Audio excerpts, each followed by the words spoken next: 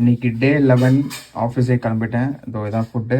சப்பாத்தி 2 முட்டை அப்புறமா உருளைக்கிழங்கு. இதான் இன்றைக்கி டே 11க்கு. ஒர்க் அவுட் வந்து ஈவினிங் வந்து பார்த்துக்கலாம். Okay bye.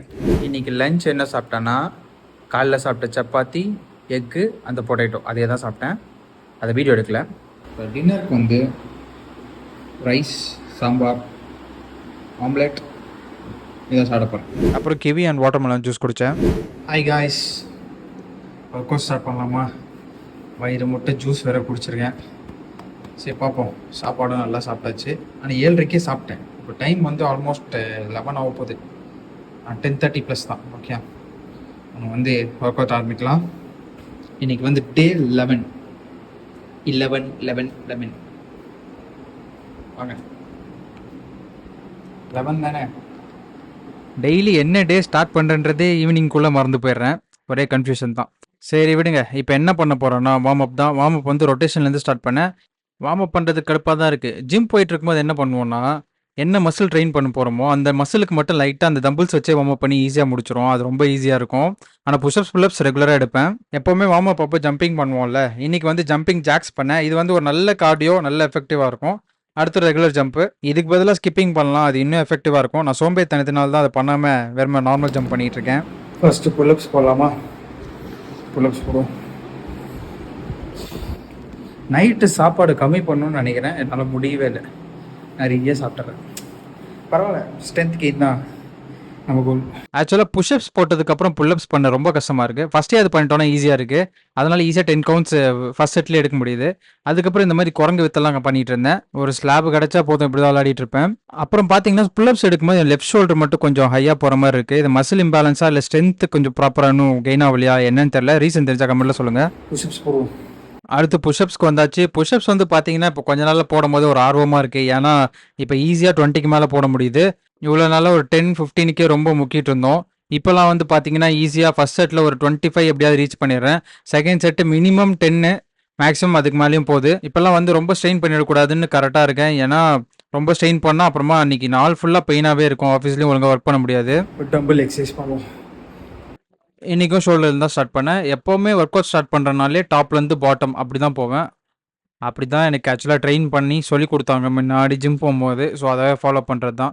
இப்போ பாருங்கள், இப்போல்லாம் கொஞ்ச நாள் கொஞ்சம் ஒர்க் அவுட் பண்ண ஆரம்பிச்சதுலேருந்து ஷேப் கொஞ்சம் ஓரளவுக்கு நல்லா இருக்குது.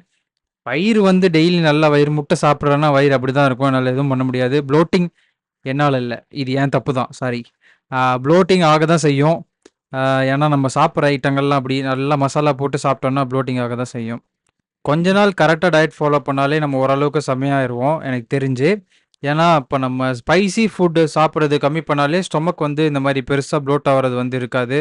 அப்புறமா பாடியில் இருக்க இன்ஃப்ளமேஷன் இது எல்லாமே கம்மியாயிரும். ஸோ நல்லாயிரும். அதனால் நம்ம வந்து நெக்ஸ்ட்டு ட்ரை பண்ணலாம். ஃபஸ்ட்டு இந்த 30 டேஸில் எந்த அளவுக்கு நம்ம ஸ்ட்ரென்த் கெயின் பண்ணுறோன்னு பார்ப்போம். அடுத்து நம்ம ஜிம் ஜாயின் பண்ணிவிட்டு ப்ராப்பராக டயட் இருந்து பாடியை டெவலப் பண்ணுவோம். எனக்கு வேறு இப்போ பாருங்கள், ஷோல்டர் ஏசிமெட்ரிக்காக தெரியுது. லெஃப்ட் ஷோல்டரு ரைட் சைடா அது லெஃப்ட் சைடா இருங்க, எனக்கே கன்ஃபியூஷனாக இருக்குது. கேமரா ஸ்ட்ரைட்டாக வச்சுருக்கேன். அது லெஃப்ட் தான். ஓகே, லெஃப்ட் ஷோல்டர் வந்து கீழே இருக்க மாதிரி இருக்குது. ரைட் ஷோல்டர் வந்து மேலே இருக்க மாதிரி இருக்குல்ல. இது கேமரா ஆங்கிள்னால அப்படி தெரியுதா இல்லை நான் அப்படி வச்சுருக்கேனானே தெரியலையே. இருங்க, இனிமேல் வர டேஸில் நான் எப்படி பண்ணுறேன்னு பார்த்தா தான் தெரியும். ஏன்னா அது வீடியோ எடுக்கிறனால தான் இப்போ தெரியுது. எனக்கு கனலில் பார்க்கும்போது ஸ்ட்ரைட்டாக தான் இருந்தது. வீடியோவில் தான் இந்த மாதிரி ஒரு மாதிரி ஏசிமெட்ரிக்காக தெரியுது. ரெகுலராக ஒர்க் அவுட் பண்ண ஆரம்பித்தாலே பாடி போஸ்டர் வந்து ஓரளவுக்கு கரெக்ட் ஆயிரும். இப்போ நம்ம ஒர்க் அவுட் பண்ணாமல் உட்காந்து ஒரு 5 வருஷமாக ப்ராப்பர் ஃபிசிக்கல் ஆக்டிவிட்டியே இல்லாமல் இருந்துட்டேன் பாருங்கள். அதனால் கூட இப்படி இருக்கலாம்னு நான் நினைக்கிறேன். ஏன்னா நம்ம உட்கார்றது எல்லாமே, நான் உட்கார்றதே ஏடாகூடமாக தான் உட்காருவேன். கொஞ்சம் பாடி போஸ்டர் சைடாக வச்சுக்கிட்டு அப்படி இப்படின்னு உட்காந்து பழகிறதுனால அப்படி இருக்கலாம். வர நாளில் நம்ம ஒர்க் அவுட் பண்ண பாடியில் கொஞ்சம் சரியாகவும் நான் நினைக்கிறேன். பார்ப்போம். நேச்சுரலி எல்லாருக்குமே பார்த்தீங்கன்னா பாடியில் வந்து ஒரு சைடு ஒரு ஷேப்பில் இருக்கும், இன்னொரு சைடு ஒரு ஷேப்பில் இருக்கும். இப்போ லெஃப்ட்டு வந்து ஸ்ட்ராங்காக இருக்குது அப்படின்னா வந்து ரைட் சைட் கொஞ்சம் வீக்காக இருக்கும். அந்த மாதிரி தான் ரைட் ஸ்ட்ராங்காக இருக்குன்னா லெஃப்ட்டில் வீக்காக இருக்கும். இது ரொம்ப நேச்சுரலு. ஸோ நம்ம இப்போ எந்த தான் பாடி பில்டிங் பண்ணி எவ்வளோ தான் மசில் கரெக்டாக ஈக்குவலாக வெயிட் போட்டு கரெக்டாக பேலன்ஸாக பண்ணாலுமே நம்ம பாடி ஷேப் வந்து முன்ன பின்ன தான் இருக்கும். இது மோஸ்ட்டாக எல்லாருக்கும் அப்படி தான் இருக்கும்னு நினைக்கிறேன். கமெண்ட் பண்ணுங்கள் நீங்களும். இன்றைக்கி ஒர்க் இதோட முடிச்சுக்கலாம். சாப்பிட்டு முடிச்சுட்டேன், நல்லா ஜூஸ் குடிச்சிட்டு வந்தேன், இதை பண்ணேன். I have some muscle guys. உடம்புல பழைய மசில்ஸ்லாம் இருக்குது. மேலே தான் ஃபேட் கோட்டாக இருக்குது. அதான் கொஞ்சம் ப்ரோட்டீன்ஸ், கொஞ்சம் ஒர்க் அவுட்டுக்கு இவ்வளோ பம்ப் வருது, கொஞ்சம் ஷேப் தெரியுது, அவ்வளோதான். பட் இந்த ஃபேட்டை குறைக்க ரொம்ப கஷ்டப்படணும். பார்ப்போம், ஸ்ட்ரென்த் கெயின் பண்ணிட்டு ஃபேட் குறைக்காம வேணாமல் முடிவு பண்ணலாம். நாளைக்கு பார்க்கலாம். பாய்.